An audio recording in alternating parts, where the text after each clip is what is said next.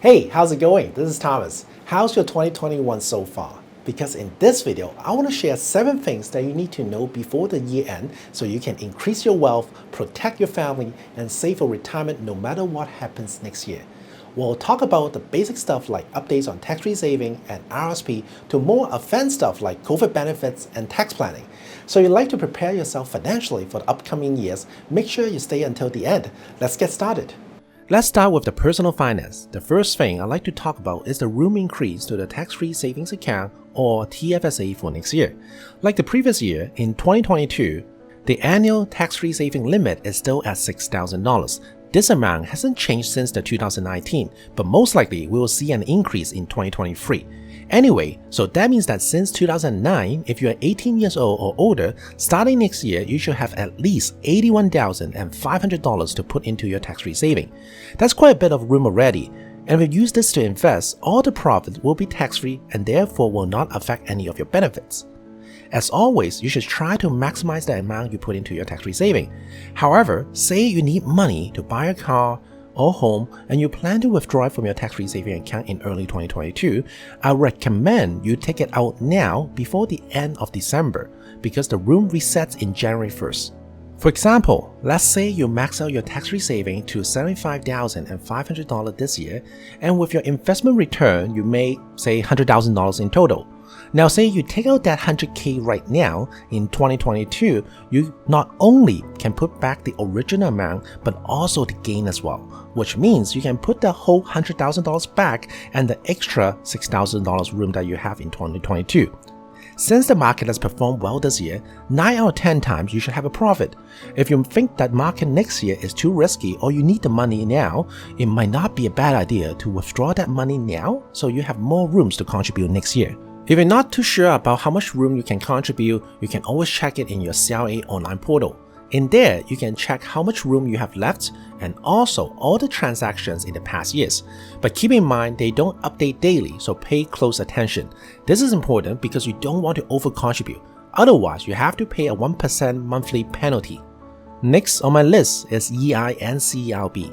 When COVID hit, you might have been laid off or out of work in the last 2 years, so you probably needed collecting EI or CLB. Hopefully, as you're watching this, you're back at work. I also know some people who made an arrangement with the bosses that they can defer their paycheck so they can still claim the EI or the CLB. This might mean that your income might be much higher compared to other years, which also means you have a hefty tax bills coming up in April. If this is the case, make sure you talk to your accountant to see how much tax you need to pay. He or she might have ways you can save or at least defer your tax. One of the simplest ways is to use the RRSP to offset it.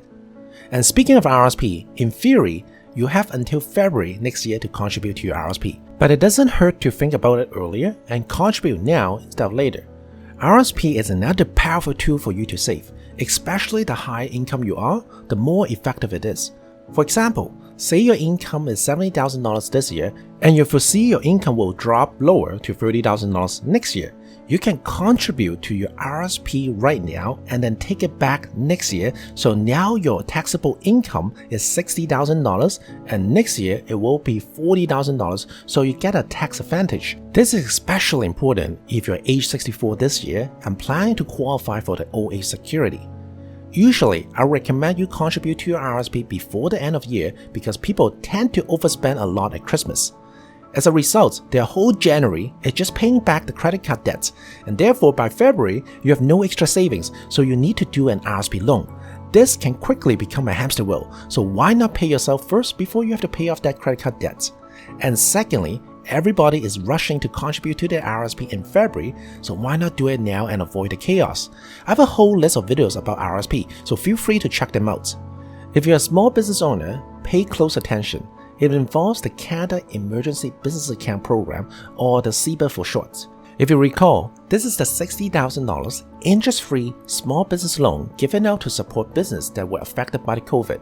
In 2022, don't forget that you need to repay that. If you do repay it before December 31st next year, you don't have to pay any interest and the $20,000 will be forgiven. That's like 1/3 of the loan given to you for free. But that $20,000 will be considered as your business income and you have to pay tax on it. However, If you don't repay the loan by December 31st, 2022, starting in January 2023, you'll be charged with a 5% interest per year. You might be saying, Thomas, since I don't have to pay back until next year, why do I need to worry now? I'm not sure about you, but I hope that you're able to make a transition this year and thrive. In theory, your income next year should be a lot more compared to this year. This means you might want to start paying back now, especially if expecting to have a huge business growth in the next year. And if you have a bunch of money sitting in your business account and losing to inflation, hey, why not repay now and give yourself one less thing to worry about next year then? Alright, let's talk about more advanced stuff. The next thing I want you to do is to take a look at your investment portfolio, like your stocks and your investment properties. How are they performing this year? Were you considering selling them? Now is the time to take a look. Take your investment property for example. Usually, you should be making a profit, so if you sell it right now, then you will trigger capital gain tax, and you will have less than a month to find a way to offset it. Alternatively, you could delay the sale to January next year when you have the remaining 11 months to find ways to lower down the tax bracket. However, if you make less income this year, you might want to consider selling off some of those properties not only to supplement your income, but also because you will pay less capital gain tax. Or for your stock portfolio, you might have some stocks that are losing money and you want to let go, and that triggers capital loss. This will offset your other capital gain, and as a result, it decreases the overall taxes you have to pay this year. Again, for details, you can check out this video about ways to reduce capital gain tax. And when it comes to taxes, please talk to your accountant about your individual situation to decide on the tax plan before selling any of the stocks or investment properties. Your accountant will give you a customized tax strategy that fits your needs. Now, if you're 64 this year, then make sure you know your income because your old age security depends on it. And you have to be aware of the OAS clawback.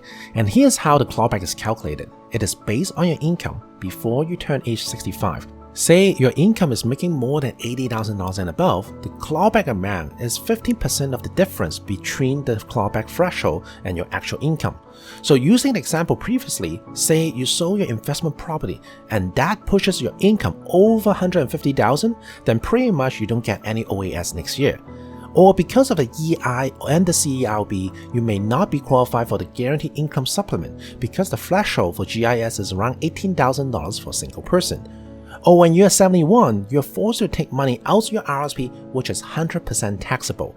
The important takeaway is to check your total income this and next year, and you might need multiple strategies to offset the taxable income. The seventh tip to wrap up the year is to re-examine your finance. Where did your money go? What did you spend it on? Where can you improve your habits? More importantly, are you on track with your financial goal? Use this time to see what was necessary spending and what you can adjust for next year. This, of course, brings us to the planning for 2022. Are you ready for retirement? Do you have enough saved? If you haven't, then maybe it's the time to change strategies. Remember, the definition of crazy is doing the same thing over and over again, expecting different results. 2022 is likely going to be another interesting year. Like the previous year before, there will always be 4 surprises, but you can be ready by being as financially mindful. Alright, now I just want to say a few words to wrap up the year. I remember a year ago, we only have like 1,000 subscribers, and now we 10x this. And as always, thanks so much for watching and supporting my channel this year. We had tremendous success with this channel reaching Canadians and educating on finance, and it's all thanks to you. And the most amazing part is, I get a chance to connect to some of you in person, and this really means a lot. So for my entire team, we're incredibly grateful that you trust us enough to bring you fun and educational content. We'll use this time to reflect, to improve, and to create more valuable videos. This is Thomas. I hope you and your family have a fantastic holiday.